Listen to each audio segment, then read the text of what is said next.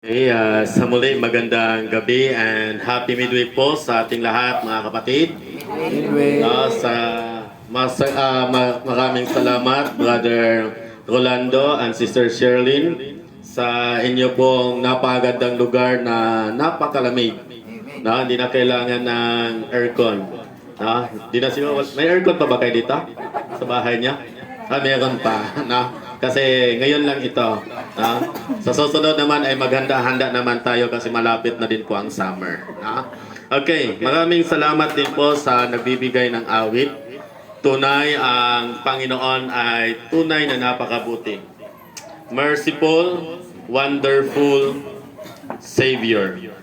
Masabi natin ang ating Panginoon ay nariyan sa pitwina. At habang akin pong binabasa, ang binigay po ng ating kapatid sa aklat po ng Desire of Ages, chapter 35. At binasa ko po yung talata at ganun po ang mga talata sa aklat ng Matthew at Marcos. At akin din pong pinagtampi-tampi ang sa Tagalog yung tampi-tampi. Pinagtagpi-tagpi ang atin pong panukala, especially sa lugar na ito, ay nakita ko po ang malaking hamon. Especially the story about Jesus when the time na sila po ay mag-pass by sa isa pong lake na kung saan ang lake na ito ay hindi basta-basta. This lake is very known na talagang maalon. No? But before that, ay makita natin how Jesus Christ empowered the people about the blessings, especially the kingdom of heaven. Makikita natin dito mga kapatid, sa atin po kung inyo pong nabasa, at samahan niyo ako sa pag-pass by dito sa chapter 35 ng aklat ng Desire of Ages. Bago niyan, tayo muna po ay manalangin. O makapangyarihan, dakila, Diyos na banal, Panginoon, maraming salamat sa isang pribilehiyo na kami narito sama-sama na nagpuri at kami ito po ang unang gabi o unang pagpupulong na gaganapin sa lugar na ito. At ito po ay magpapatuloy hanggat sa inyo pong kalooban. Panginoon, samahan kami sa aming pagsamba sa pangalan ni Jesus. Amen. Dito po mga kapatid, una ay kung kayo po ay nakabasa sa aking post doon sa Facebook, no, in Connection Monday lesson, sino po nakabasa? Yung itim ang background. May nakabasa? May nakabasa? Napakaganda po mga kapatid. I-share ko lang po. Sabi po dito, the trials of life are God's workmen to remove the impurities and rottenness from our character.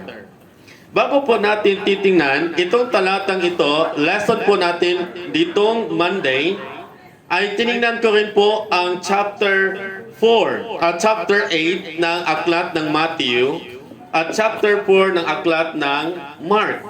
Kung inyo pong titingnan mga kapatid ang talata na binabanggit dito sa Mark chapter 4 verse 35, sabi po dito, on the same day when evening had come, he said to them, let us cross over the other side.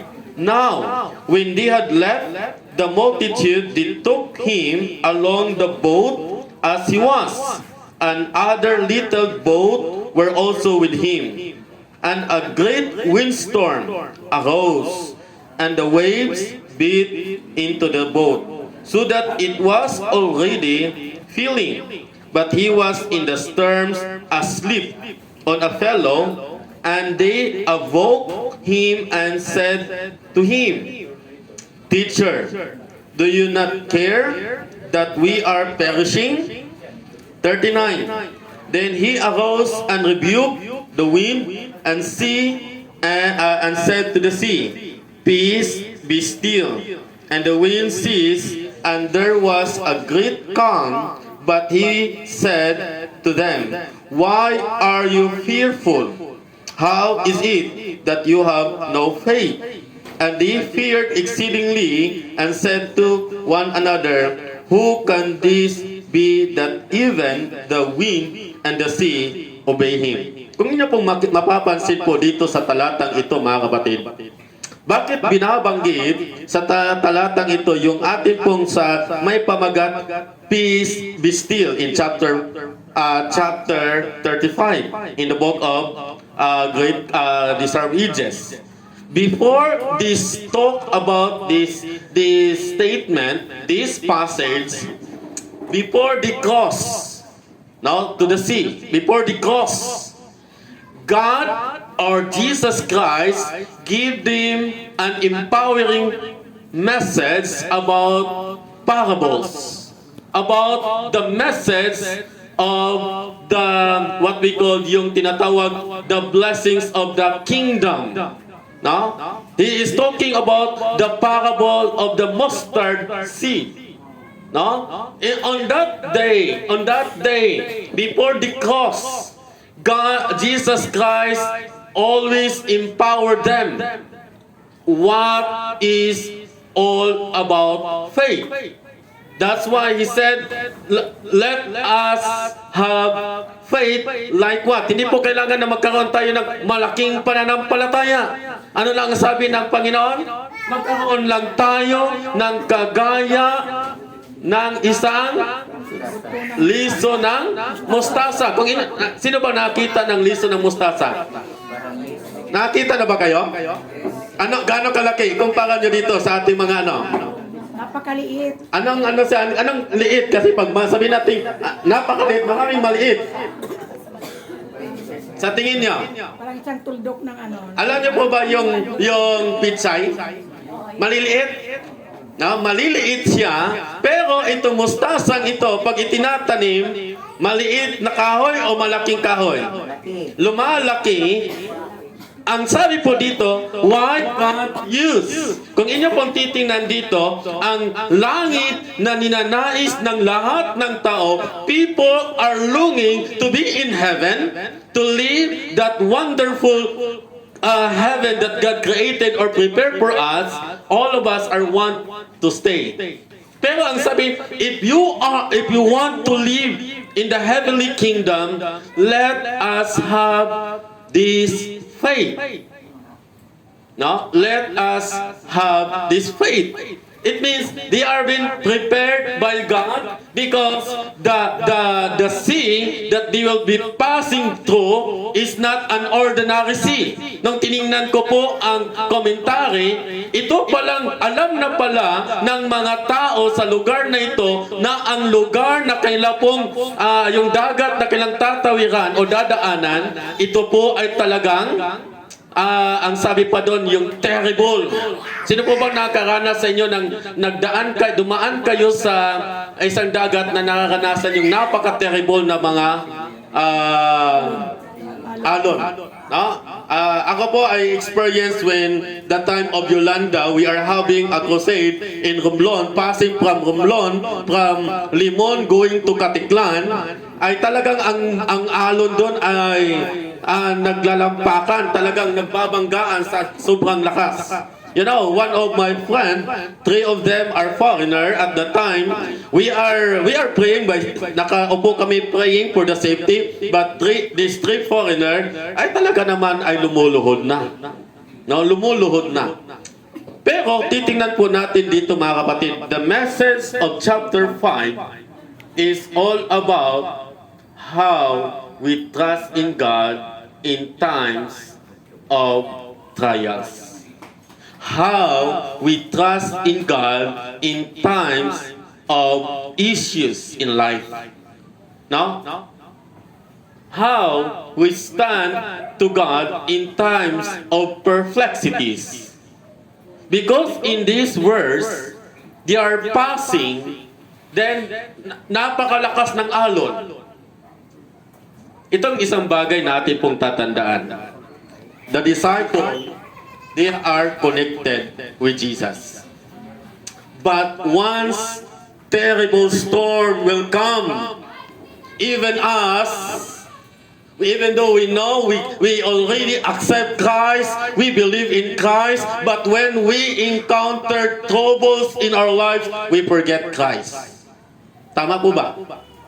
Many and most of the time, when problem comes in our lives, the same with the disciples, they are being told how to stay firm in their faith, even in trials and persecution.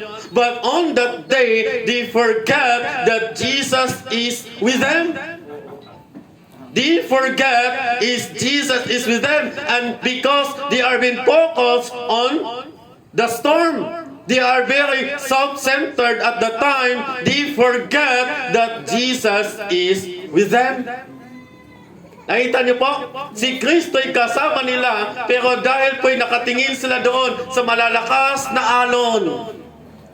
Nakatingin sila doon sa kailang bangka na malapit ng malulunod dahil po sa lakas ng alon at malakas na hangin. Dito po mga kapatid, meron pong bagay na akin pong hinighlight. Ang sabi po dito, in personal issues, sometimes we forget Christ. When we have problems that we encounter, especially personally sa atin mga buhay, like for example, meron tayong, when we study the Bible, very strong. Pero pag one time na meron pong hindi, yung na ano lang yung ating ego. Napitik yung ating ego. Mga kapatid, sometimes nakalimutan natin si Kristo. Mas atin po, we look ourselves than what Jesus did to us. Pag ego ang kinaraan, that is personal issue sa ating mga buhay. And God want to tell us that once we are in the boat, now nandito tayo ngayon sa isang bangka. At ang bangkang ito yung iglesia, na si Kristo ay nasa bangkang ito. Na siya ang ating kasama at ang iglesia ay humaharap sa mga pagsubok.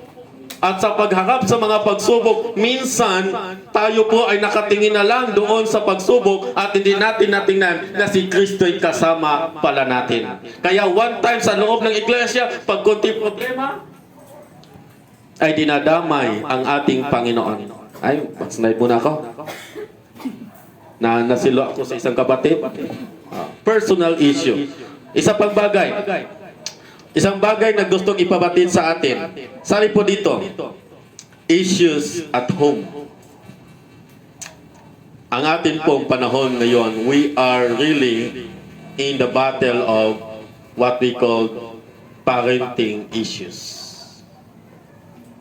But this story in Mark chapter 4 is really telling us, if we are in Christ, nothing to worry.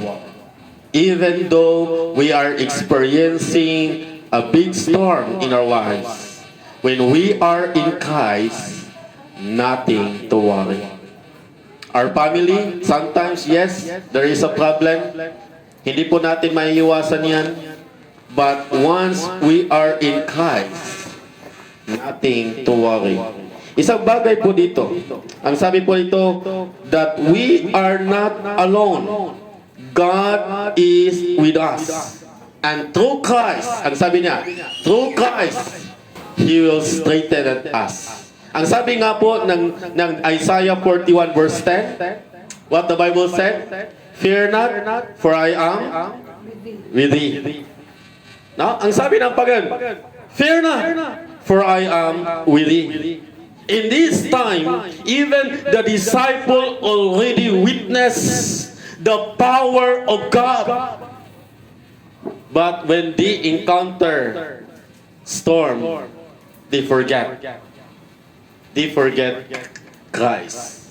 At the first, tingnan po natin ang konteksto dito mga kapatid.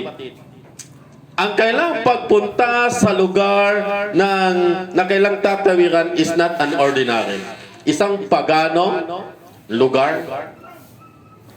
Chapter 5, 1 to 20, isang paganong lugar. At alam niyo po ba itong paganong lugar? Parang sabihin mo natin na sinadya lang talaga ng Panginoon na puntahan. At merong isang tao na sinasadya lang talaga ng Panginoon na puntahan. Sino ito? Kung inyong babasahin, ito po yung taong inalihan ng maraming masamang espiritu. That is only.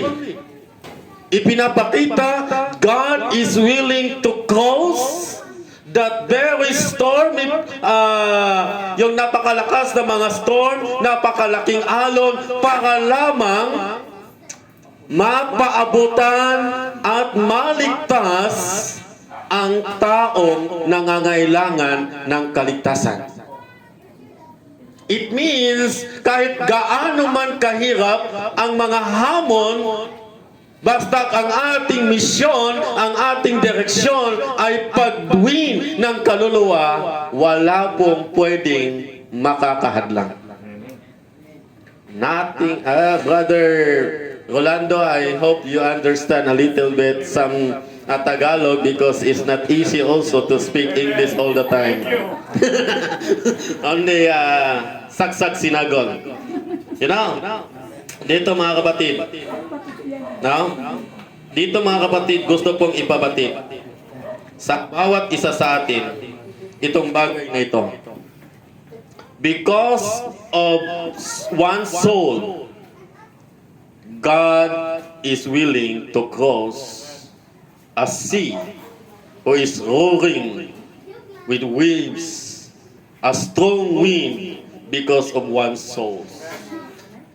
At sabi nga po dito mga kapatid, Jesus demonstrate that He has absolute authority, exercise with compassion, proving Himself to be Messiah. Diyan po sa story ito ay ipinapahayag din ng Panginoon sa kanyang mga disipulo that He is the Messiah. He is the God that waited for a long, long time by the Jews. Alam niyo po ba mga kapatid, papaano? Kaya nga sa verse 41, ang sabi po dito, verse, and they feared exceedingly and said to one another, who can this be that even the wind and the sea obey Him? Nakamangha yun.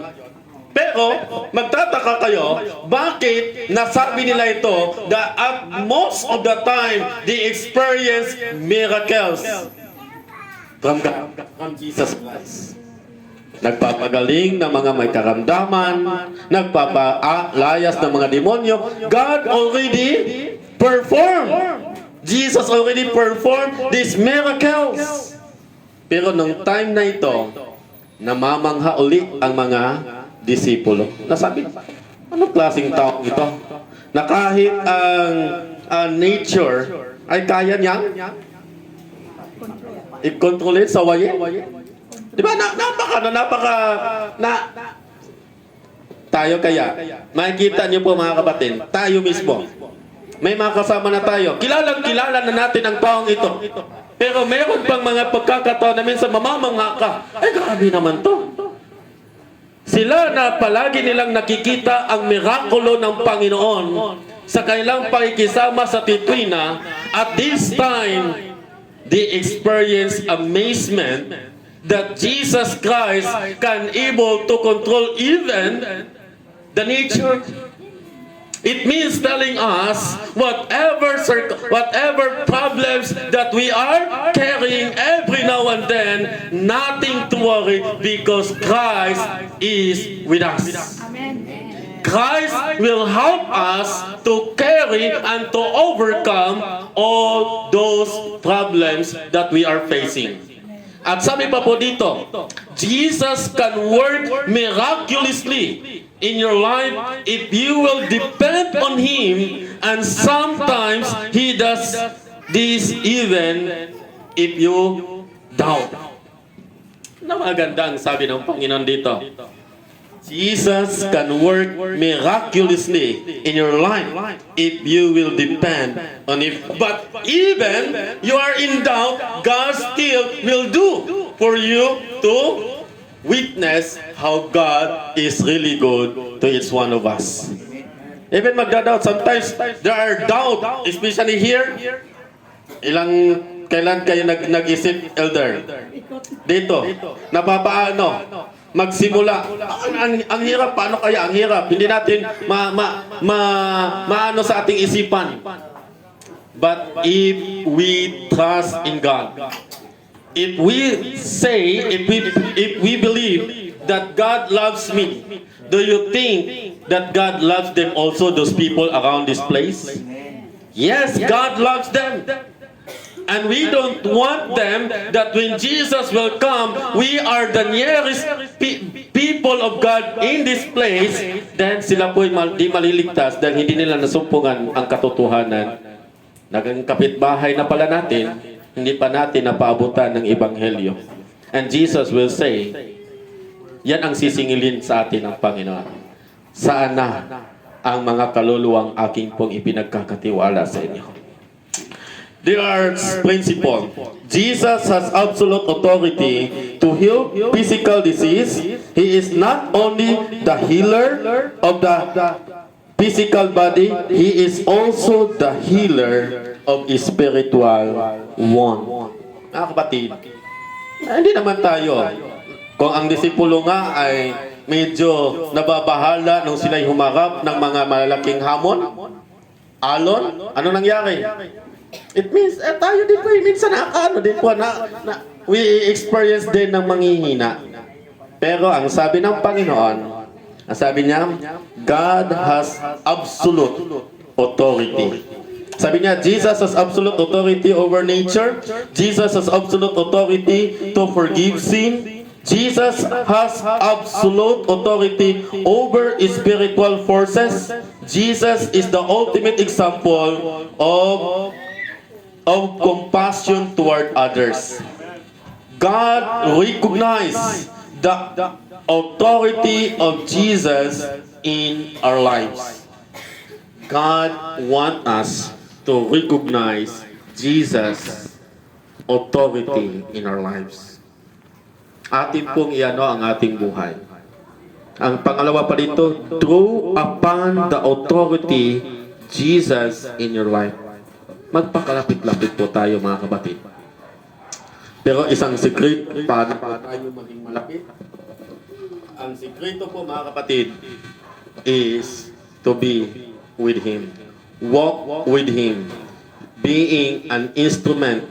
Ang sabi nga po, Brother Rolando, when we are talking, ang pinakasagradong gawain na pwede nating gagawin, na pwede nating ipaghambog sa lahat ng tao, ay ang pagbabahagi ng salita ng Diyos. At wala nang iba pang makakapantay sa kursong ito o sa gawain ito.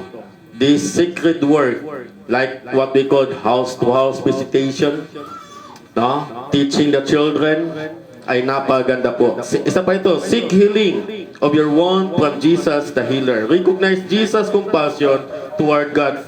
Follow Jesus' compassionate example in your attitude and action toward others. Be a devoted followers of Jesus. Do not use excuses to postpone your devotion. Be a willing worker in God's harvest. Ang sabi po dito mga kapatid, ulitin ko po yung sinabi ko po kanina. We are a disciple of Christ.